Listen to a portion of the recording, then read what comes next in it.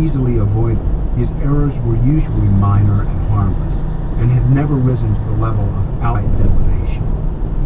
He butchered dates and names and places, but had never seriously embarrassed anyone. He had an ear for the street, an uncanny nose for picking up stories immediately after it happened, or I was unfolded, and that was too easy for one to get. He could be counted on to stir things up.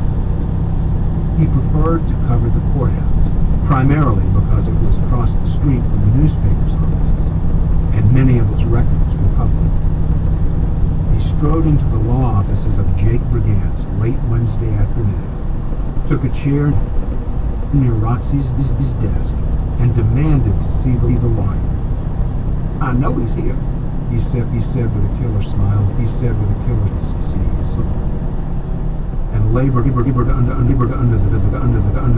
the permanent magazine. Open. Minutes later, where Roxy said, "You'll see, you know." Jake and Dumas had known each other for years and never had a problem. Jake was one of the few lawyers around the square who had never threatened to sue him, and Dumas appreciated it. "Tell me about Seth Hubbard," he said, pulling out his notepad and uncapping his pen. "I assume you've seen the will," Jake replied. "Got a copy? They're everywhere. How much is he worth?" "Nothing. He's dead." "Ha ha. His estate then?" "I can't say anything, Dumas, at this time. I don't know much, and I can't say anything." "Okay. Let's go off the record."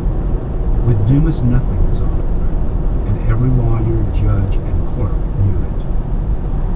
"I'm not off the record. I'm not on the record. I'm not talking, Dumas. It's that simple. Maybe later." "When are you going to court?" "The funeral was yesterday, okay? There's no rush." "Oh, really? No rush? Why did you file your petition 20 minutes after the funeral was over?" Jake paused, nailed, busted. Great question. "Okay, maybe I have a reason to rush my petition." "The old race to the courthouse, huh?" Dumas said with a goofy smirk as he scribbled something on his pad. No comment. "I can't find. Let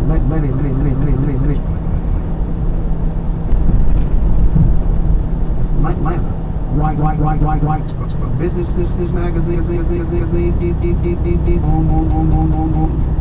Happened late last year. Ring a bell?"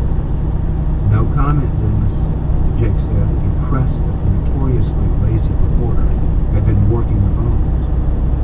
"I'm not much when it comes to business, but you gotta figure the old guy had some debts, you know?" "No comment, right?"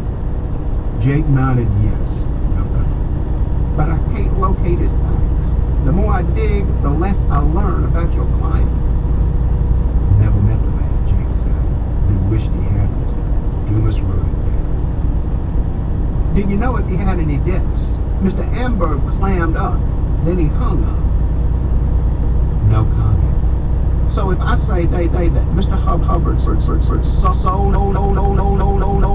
me debts because I have no source is it?" Jake nodded. Dumas watched him